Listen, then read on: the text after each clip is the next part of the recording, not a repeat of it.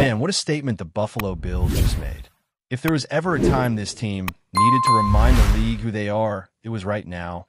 And they did it in style with that huge win over the Kansas City Chiefs. You could just feel the urgency in every snap. This wasn't just another regular season game. This was about pride, identity, and proving that this team can still hang with the best when it really matters. The Bills absolutely had to have this one, and they went out there and took it. Everything came together. The offense was explosive, the defense was sharp, and the energy was off the charts. Let's start with Josh Allen because, honestly, he was vintage Josh Allen again. The guy was just on fire, completing 23 of 26 passes for 273 yards and a touchdown, and then adding 2 more on the ground like it was nothing. That's the Josh Allen Bills fans have been waiting to see. Confident, decisive, physical. He took control of the game from the first drive. With those 2 rushing scores, he made history once again, becoming the first quarterback ever to record at least 6 rushing touchdowns in each of his first 8 seasons. Think about that. Only 3 other players in the entire history of the league have ever done that. Jim Brown, Marshall Faulk, and LaDainian Tomlinson. That's the company Josh Allen keeps right now. Oh, and just in case that wasn't enough, he also became the all-time leader in rushing touchdowns by a quarterback, including the playoffs. Legendary stuff. But what really stood out wasn't just the rushing. It was how sharp the passing game looked.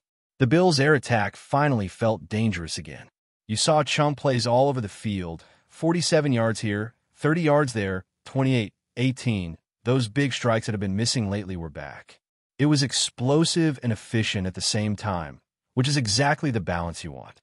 Allen finished with an 88.5 completion percentage, the highest single-game mark in Buffalo Bills history for any quarterback with at least 15 attempts. That's also a career high for him, and it just shows how locked in he was. And you can't talk about that passing attack without bringing up Dalton Kincaid. 6 catches, 6 targets, 101 yards, and a touchdown. This kid was unstoppable. Every route was crisp, every catch was strong, and that touchdown was pure domination. Even if the defender hadn't slipped, Kincaid had him beat.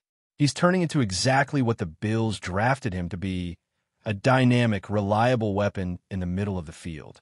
You can see his chemistry with Allen growing every week. After battling through an oblique injury and limited snaps last week, seeing him come out and dominate like that was massive for this offense. He's the real deal. Great hands, smart routes, tough after the catch. Just a complete player. Khalil Shakir deserves some love too.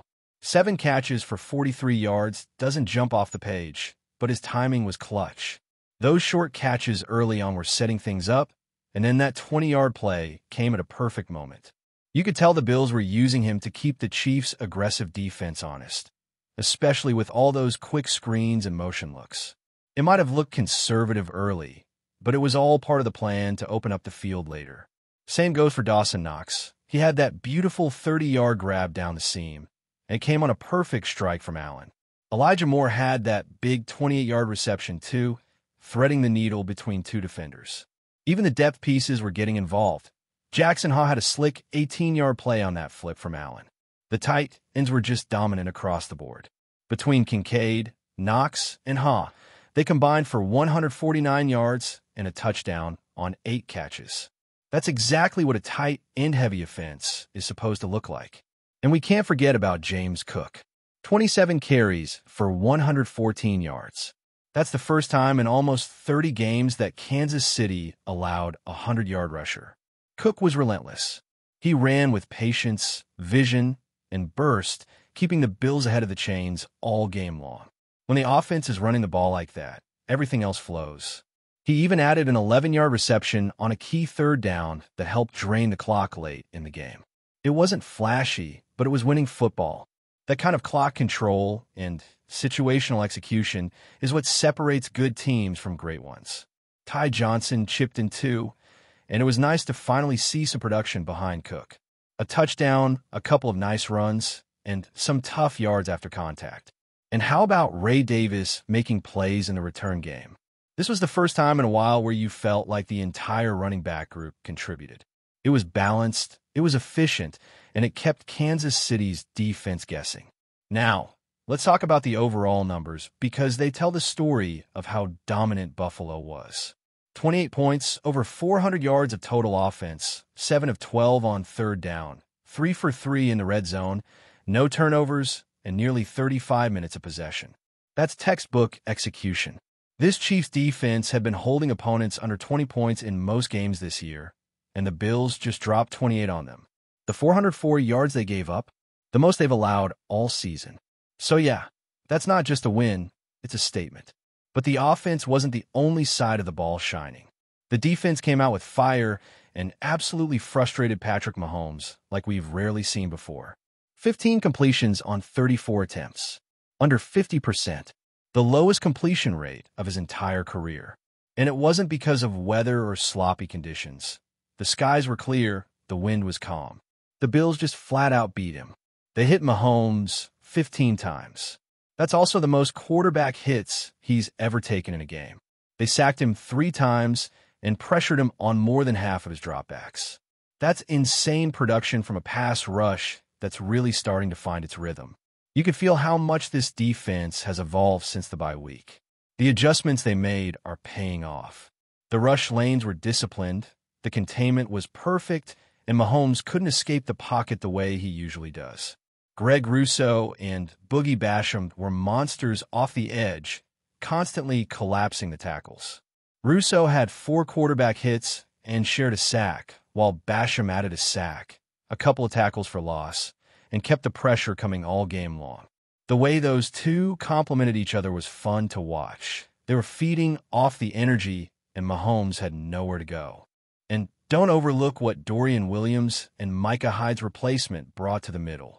Williams was flying around, part of those creative pressure looks that kept Mahomes off balance. You could tell the defensive coaches were mixing things up, disguising their rush packages, sometimes sending linebackers, sometimes dropping them into short zones just to mess with Mahomes' reads. It worked perfectly. The secondary deserves massive credit too. Jordan Poyer's return helped stabilize everything back there. The communication looked smoother, the coverage tighter, and the Bills' depth really stepped up. You had young guys like Jordan Hancock, Cam Lewis, and Jamarcus Ingram playing in big moments against one of the most dangerous offenses in football, and they held up. Then there were the rookies, Cole Bishop and Maxwell Harrison. These two were everywhere. Bishop had 4 pass breakups and a tackle for loss, flying all over the field with intensity and poise. And Harrison? He picked off Mahomes. His first career interception, and it came in his first game at Highmark Stadium.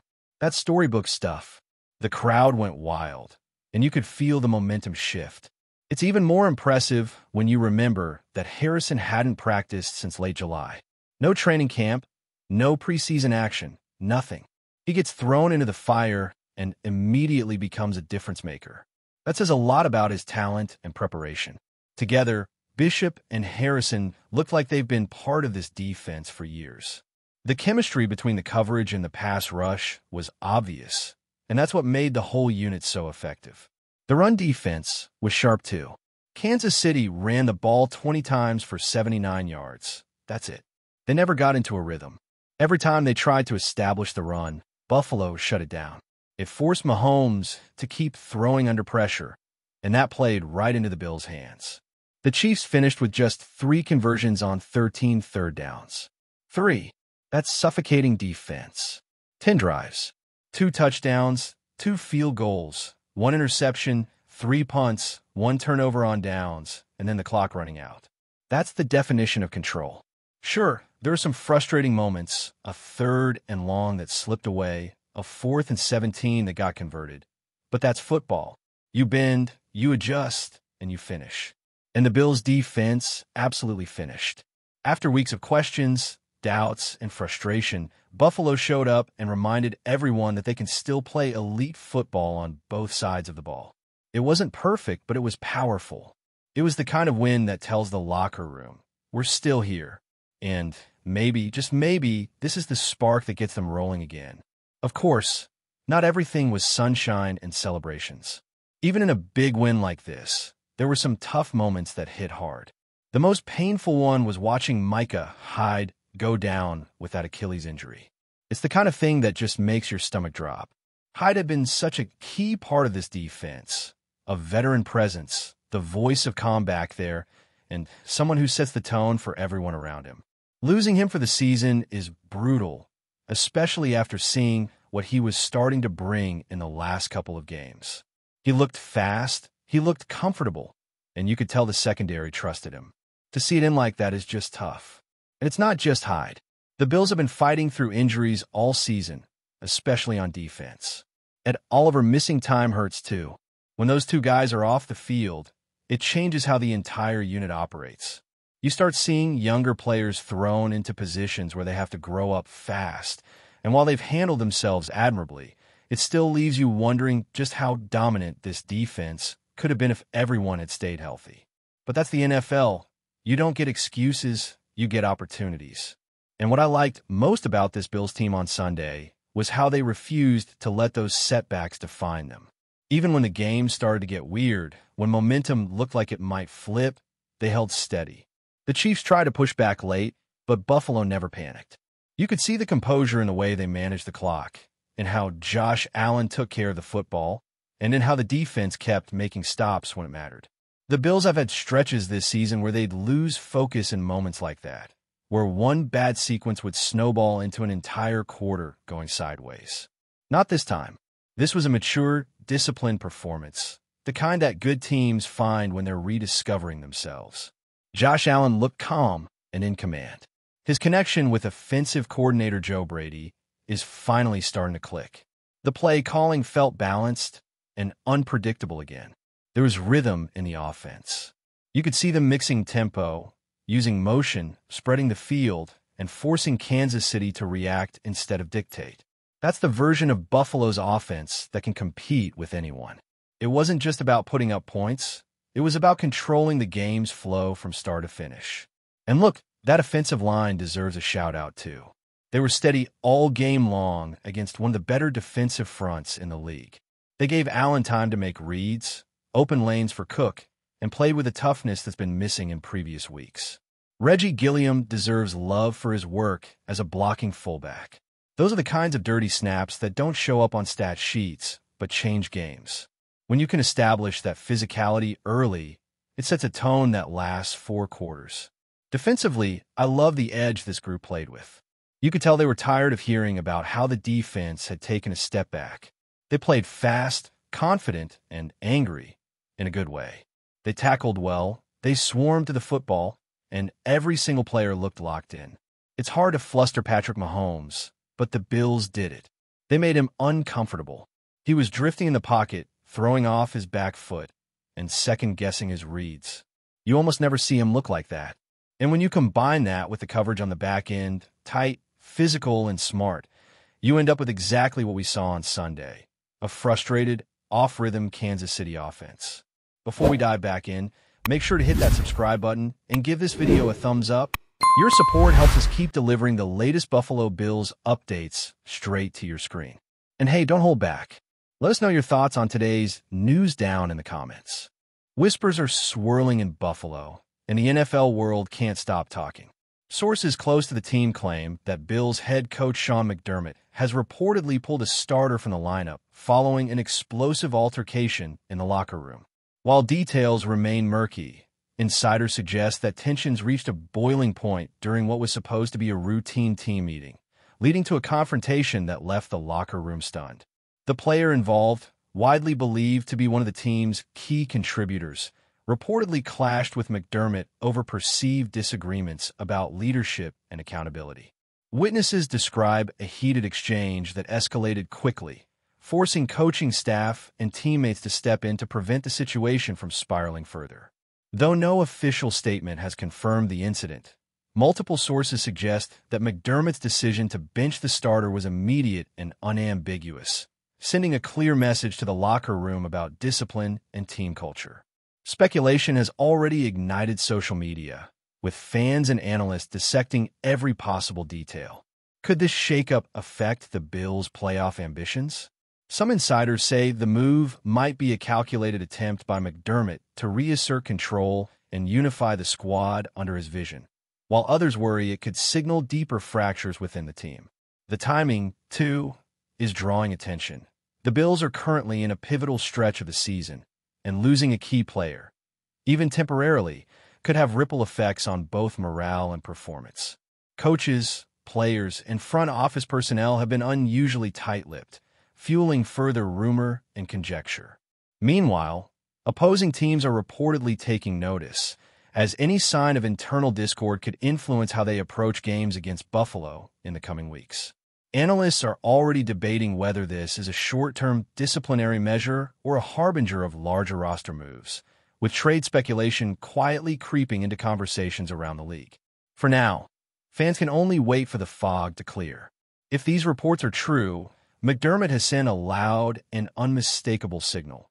The Bills' locker room is a place where authority is respected and conflicts, even explosive ones, come with consequences. Whether this incident will backfire or galvanize the team remains one of the NFL's juiciest unfolding stories, and the rumor mill shows no signs of slowing down anytime soon. That's a wrap for now. If you enjoyed the video and want to stay on top of all things Buffalo Bills, make sure to subscribe and hit that like button. We'd love to hear what you think in the comments. See you in the next update.